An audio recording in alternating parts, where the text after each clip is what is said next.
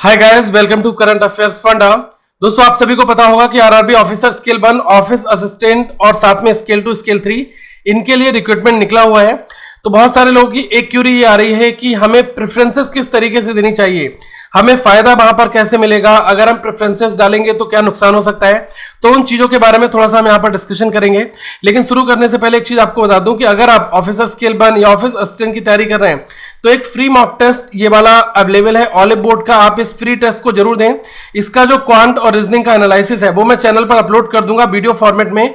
तो मैं आपको ये इसलिए कह रहा हूं कि आपको थोड़ा सा पता लगेगा कि आपके अंदर कितना कैलिबर है और आप पेपर को किस तरीके से बना पा रहे हैं। ठीक है, तो लिंक डिस्क्रिप्शन में दिया गया है, आप जाकर जरूर उसको अटेम्प्ट कर लें। देखो दोस्तों, सबसे पहले आपको समझना पड़ेगा कि जो आपके रीजनल रूरल बैंक हैं ये आपके स्टेट लेवल एग्जाम एक तरीके से आप इनको समझ सकते हैं। तो कहीं कहीं स्टेट है जहां पर केवल एक ही आरआरबीज हैं, कहीं कहीं पर जो है 2 हैं, कहीं पर 3 हैं।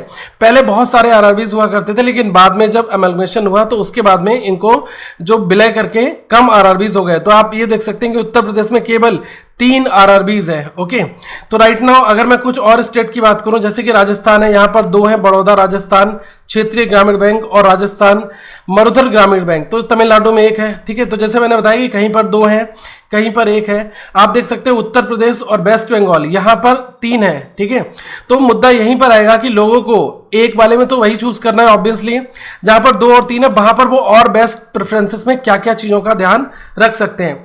तो देखो दोस्तों, मैं आपको कुछ चीजें यहां पर बता रहा हूं कि जब कभी भी आप जब फॉर्म भर रहे हो तो आपको 3 चीजें ध्यान में रखनी है।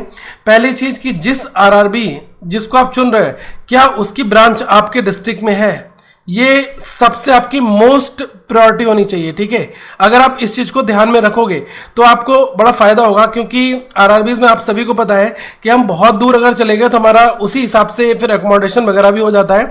ठीक है, तो हमें क्या करना है कि पहली प्रेफरेंस में ये देखना है कि क्या वो बैंक हमारे डिस्ट्रिक्ट में है, तो इसका आपको फायदा मिलेगा।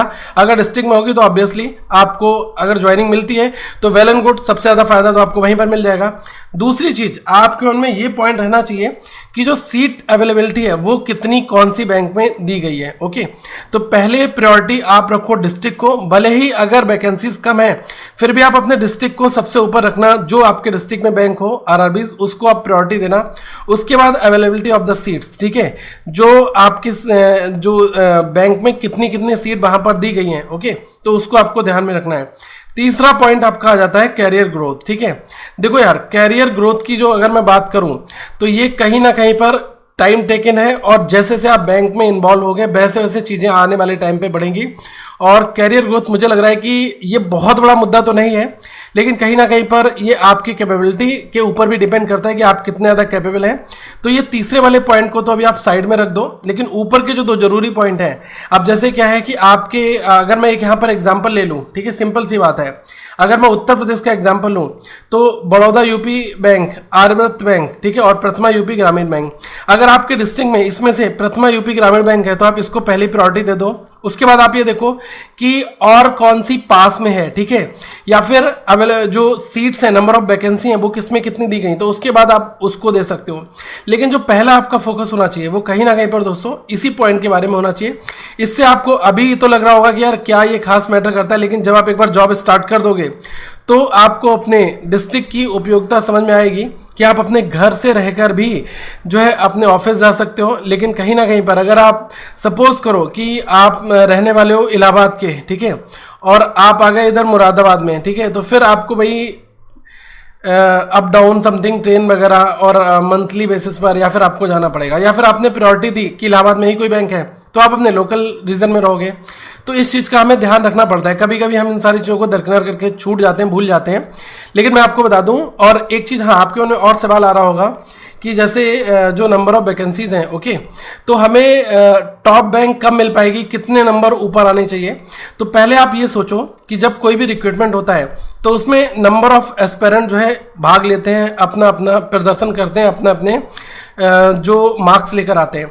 तो आप ये देख सकते हैं कि किसी भी तरीके से ये चीज़ आपको कोई नहीं बता सकता कि कितने नंबर आपको ऊपर लाने पड़ेंगे कट ऑफ से तब आपका सिलेक्शन होगा, या फिर कितने नंबर आप ऊपर लेकर आओगे तब आपको पहली प्रायोरिटी की बैंक मिल जाएगी। ये दोस्तों कंप्लीटली करंट सिनेरियो के ऊपर ही डिपेंड करेगा। नंबर ऑफ वैकेंसी इतनी है, इतने लोगों ने पार्टिसिपेट किया, पेपर का लेवल इतना आया, कट ऑफ ये रखी गई, इतने लोग कट ऑफ को क्वालिफाई कर पाए, तो उसके बाद ये सारी चीजें मेजर होती हैं। पहले से आपको कोई नहीं बोल सकता कि यार 10-12 नंबर तो ऊपर ले आ, तेरा काम हो जाएगा। वहां पर आपने देखा कि कट ऑफ ही ऑब्वियसली लो जा रही है, पेपर का लेवल बहुत टफ आ गया, तो आप वहां पर क्या करोगे, वहां पर 2-3 नंबर अगर ऊपर आएंगे तब भी आपका काम हो जाएगा। तो ये सारी चीजें एक साइड की है, ठीक है। आप ये मान के चलें कि आपको अपना 100% देना है, दैट इज ओके। अगर आप अपना 100% देने के लिए तैयार है तो कहीं ना कहीं पर आपकी जो पहली प्रायोरिटी की बैंक होगी वो भी मिलेगी, और आप जो इच्छा रख रहे हैं वो चीज आपको पूरी तरीके से मिल जाएगी। लेकिन इसके लिए आपको कठिन परिश्रम करना पड़ेगा, ठीक है। तो मैंने जो 2-3 चीजें आपको बताई, तो आप इनका पूरी तरीके से ध्यान रखो। पहली चीज की है, आप ये देख लो कि आपके डिस्ट्रिक्ट में वो वाली ब्रांच बैंक है या नहीं है। उसके बाद आप ये देखो कि जो नंबर ऑफ सीट्स हैं वो कहां पर कितनी कितनी दी गई हैं, ठीक है। क्योंकि आपको पता है कि कई बार क्या होता है, मैंने आपको डिस्ट्रिक्ट का क्यों फर्स्ट पे बताया, क्योंकि कई बार क्या होता है कि आईबीपीएस जो है सारी की सारी वैकेंसीज को नहीं दिखा पाता। जब प्रोविजनल अलॉटमेंट होता है उसके बाद पूरा खजाना खोलता है। तो बहुत सारी जो बैंक है इन्होंने एनआर लिखा है, नॉट रिपोर्टेड। जिन्होंने 0 लिखा है दैट मीन्स कि ये 100% कंफर्म है कि यहां पर 0 वैकेंसी है, यहां पर बढ़ने की संभावना नहीं है। मैंने खुद आईबीपीएस के कस्टमर केयर पे कॉल किया और मैंने उनसे 2 बार यही बात पूछी।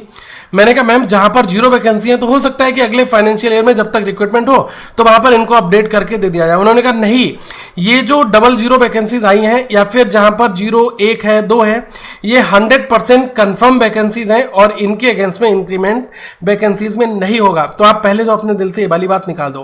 देखो मैं आपको सत्तावना देने के लिए कोई बात नहीं कह सकता कि यार बढ़ जाएंगी, आप विश्वास रखो, तैयारी करते रहो, ये करते रहो, वो करते रहो। जो फैक्ट है, जो सच है, वो आपको पता भी होना चाहिए। तो जहां पर 0 है दैट मीन्स कि 100% 0 है। अगर आप वो कॉल रिकॉर्डिंग सुनना चाहते हैं तो आप मेरे टेलीग्राम को ज्वाइन कर लें।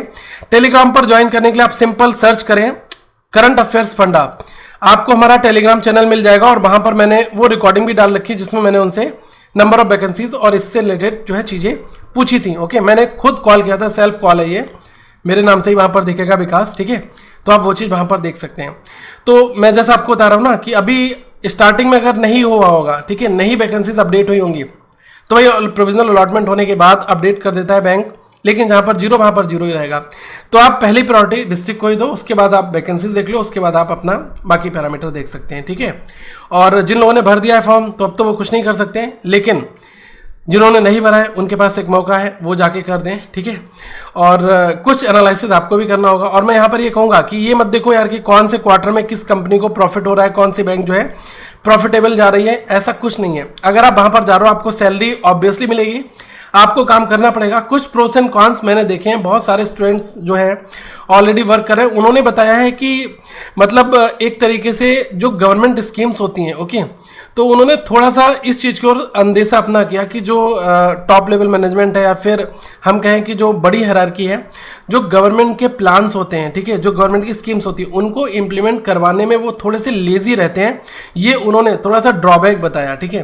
देखो यार, जो एक अच्छा बंदा होगा जो बैंक में जॉब करना चाहेगा वो कहीं ना कहीं पर सैलरी ले रहा है तो उसको काम करना है और उसकी यही इच्छा होती है कि अगर गवर्नमेंट की कोई स्कीम आई है तो इसका रूट लेवल तक फायदा मिले, जो छोटे छोटे लोग हैं, ओके, उन तक इन योजनाओं का लाभ पहुंचे। तो मैंने जो ड्रॉबैक वगैरह उनसे पूछे तो उनका ही कहना था, बाकी सब तो ठीक है यार, लेकिन जब कोई भी स्कीम या फिर समथिंग कुछ आती है तो उसका मतलब फुल्ली फ्लैश तरीके से, पूरी तरीके से जो है मतलब वो काम नहीं हो पाता, ठीक है। तो वो कहीं ना कहीं पर थोड़ा सा ड्रॉबैक है और इसके ऊपर जो है काम करने की जरूरत है और लगातार हो भी रहा है और ये चीज़ें फिगर आउट हो रही हैं, ठीक है।